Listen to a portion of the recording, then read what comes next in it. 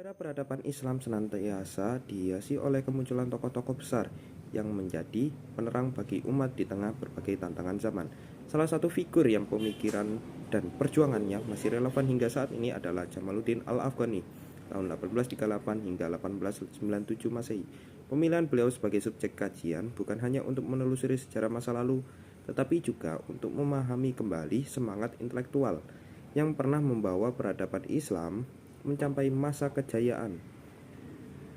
Kecerdasan Al-Afghani menunjukkan bahwa Islam tidak memisahkan antara wahyu dan akal, serta tidak memisahkan antara kehidupan dunia dan akhirat. Kemampuan intelektualnya yang telah terlihat sejak usia muda membawanya pada berbagai peran penting, termasuk dalam pemerintahan di Afghanistan. Melalui pembahasan tokoh ini, kami ingin menunjukkan bahwa kemajuan umat Islam dapat dicapai apabila masyarakat memiliki semangat belajar yang tinggi serta menjunjung ilmu pengetahuan. Yang pertama yaitu evaluasi krisis moral dan intelektual terhadap faktor internal. Yang kedua yaitu transformasi pemahaman teologi kerja, konsep, kodar, dan etos kerja. Yang ketiga yaitu sinergi agama dan sains modern dalam transformasi intelektual.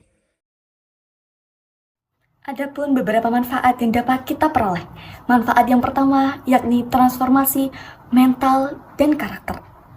Bagaimana mental dan karakter akan menjadi landasan kepada pembaca untuk memperbaiki hambatan internal secara kritis guna memperbaiki krisis moral dan intelektual yang menjadi penyebab ketertinggalan antar umat.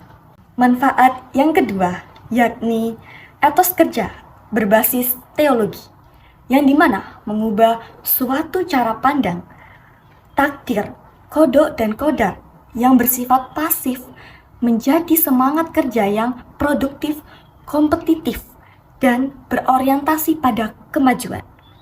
Manfaat yang ketiga yakni integrasi paradigma sains agama, yang dimana muncullah rumusan-rumusan baru untuk menyatukan nilai-nilai spiritual agama dan ilmu pengetahuan secara modern sebagai motor penggerak peradaban Islam di era kontemporer.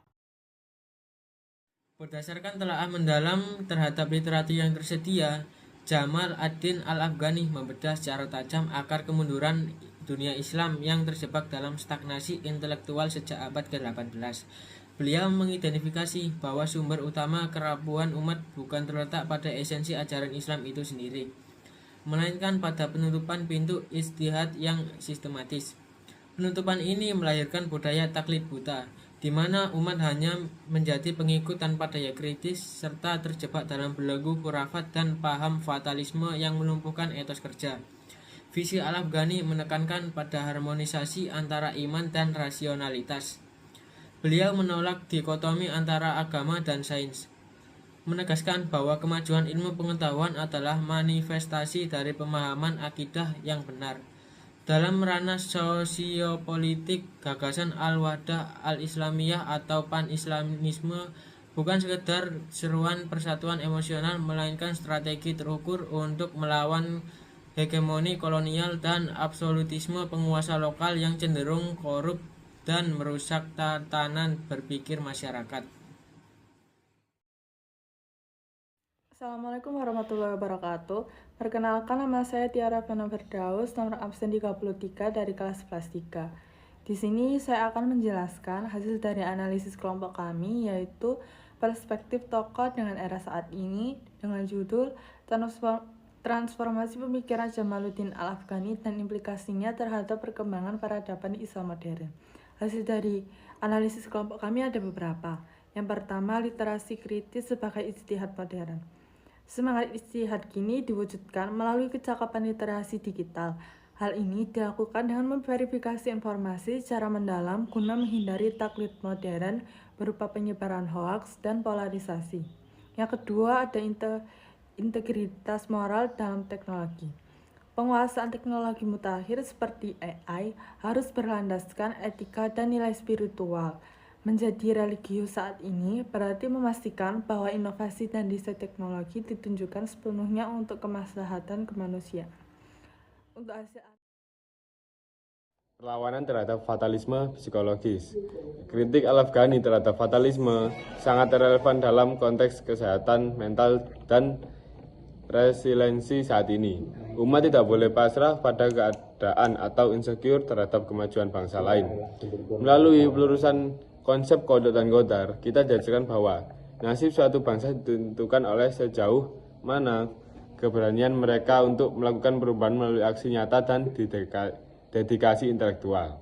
Yang selanjutnya yaitu kedaulatan bangsa dalam panggung global. Semangat anti-imperialisme Al-Afghani kini mewujud dalam perjuangan kedaulatan digital dan ekonomi. Pelajar dan pemuda didorong untuk tidak hanya menjadi konsumen pasif dan inovasi asing, tetapi bertransformasi menjadi produsen ilmu, pengetahuan, dan karya orisinal yang mampu bersaing secara global tanpa kehilangan jati diri kultural dan religius.